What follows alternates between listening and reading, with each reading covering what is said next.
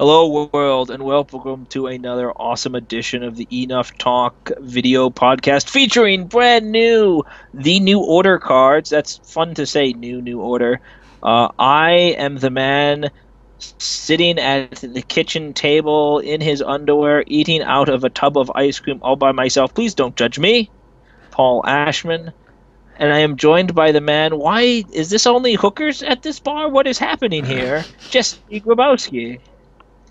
In my defense, no, I don't have any defense. Expat life can be a little skeezy sometimes. It turns out, and this will surprise many of our listeners, that a lot of people move abroad, especially to Asian countries, in order to engage in nefarious activities. Wow, I did Yeah, not know that. I bet you never would And have I thought guessed. Americans are all upstanding moral folk. I It's mean, true.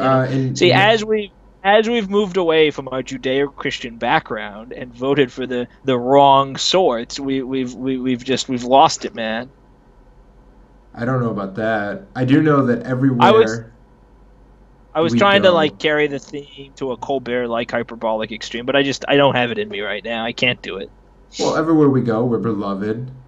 Um, That's right. People do. It's actually true. So there's this myth of the hated American, and it's true. Like if you go to resort Europe. towns or like Europe, the places where sort of fat middle Americans take their once a lifetime vacation and act obnoxious, go. But see, even that's not true because Americans, by and large, are pretty polite, especially middle Americans. Like we're supposed to sneer at the middle brow, like hard working guy from Kansas. Like that guy's not going to be a dick in the hotel. I don't think. Yep. So it's sort of laughable. The people that get hated on are all of the college students, English teacher wannabe, like, let's go discover ourselves, which seems to mean like having lots of anonymous hookups and drinking myself into oblivion every night. Yep. So, expat life, go, go. That's right. Okay, so hold on. My seatbelt firmly fastened and sharp right turn. Sharp right turn. We're Okay. playing some strict today, yeah. And Yeah, so this is from Ivory Base to and up to and including the New Order. I feel like we have to start mentioning sets specifically because we're going to start getting into this weird zone. for sure. So this is all new order. It's been spoiled about a week ago now. So we did a whole breakdown. I hope you guys check out those videos. It kind of gets your creative juices flowing. And here's some decks that we put together using the cards. I'm over here playing a Crane Honor deck. This is just straight, like buy guys, proclaim them, and go to 40. I've decided on a send home theme. So I'm just playing like Soul Sack, relocating, block supply lines, deny the false form. The reason I'm doing that is because of this card, Brazen Disregard. I thought I could use that to make all my send home really stick. So I wanted to give that a try. Plus, we have Doji Shimada, who's a new samurai, 3PH samurai. So that triggers my Soul Sack. Uh, Mito Hime, also a Sam, draws me a card. I just sort of chose cheapish guys with relevant traits or actions. I got Kenta for his ranged 4, Katata ta ta ta ta ta because the favor is in fact a send home action.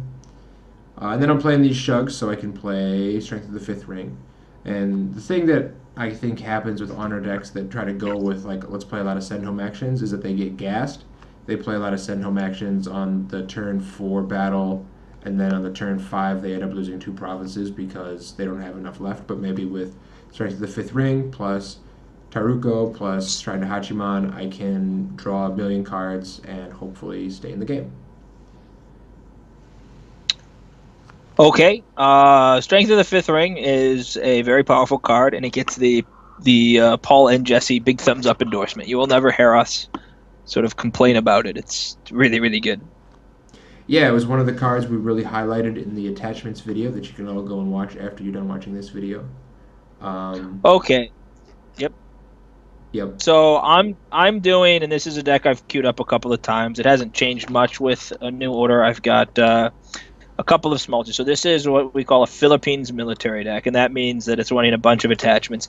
This one is wanting 1, 2, 3, 4, 5, 6, 7, 8, 9. There's about 30 attachments. which we'll go over in a second. But the general idea is it exploits a couple of key cards. The first is Lonely Dojo, and then the new card that we're going to exploit is Remote Temple to get my Ring of Void, to play the Ring of Void so that I always have. So between my Stronghold drawing me a card and my Ring of Void drawing me a card, I'll always just be getting followers into my hand, putting followers onto my guys, and attacking. So all my guys are just cheap platforms. They all have the naval trait. This one's a Conqueror. This one has like a little fear effect. And then the rest are just sort of cheap, efficient force. And so it's buy your gold, buy your guys, put down a bunch of your attachments, and just keep attacking. And it's about playing to the board because it turns out you can actually get a lot of force efficiency out of followers, right? So why spend 5 gold and get a 3 force follower or a 3 force personality when I can spend 5 gold on followers and get 4, 5, 6 force, right? So it's just about trying to increase your tempo and increase your force efficiency. And then obviously Lonely Dojo, especially in multiples, you can sort of get free resources. So a lot of cheap platform personalities. This guy with a naval ranged attack, I guess he's almost a real personality. And then the goal, I'm running 42 Dynasty side because I was playing the remote temples as a 1 gold cost, and so I went ahead and put in 3 second city markets. I really like this card to filter out, to hit if I need to develop my gold mid game or to thin my deck, so I can get Kabune coast or I can dig out my 1 coastal lane. So that's always a fun interaction. On the Fate side, you'll notice all of my followers actually do things. There's no medium infantry type followers. There's no light infantry. I've got Colonial Conscripts get a force reduction, a big force reduction, and then Boyo, Spearman's Melee, Sons of Gusui, which is almost always 2 force, makes range 2, Spearman 2. I got the Shield Walls, the Kigazumi Initiates, Incendiary Archers, Cavalry Archers, Dark Naga Archers, Ashigaru Spearman. Just a lot of, it's a very pew pew deck.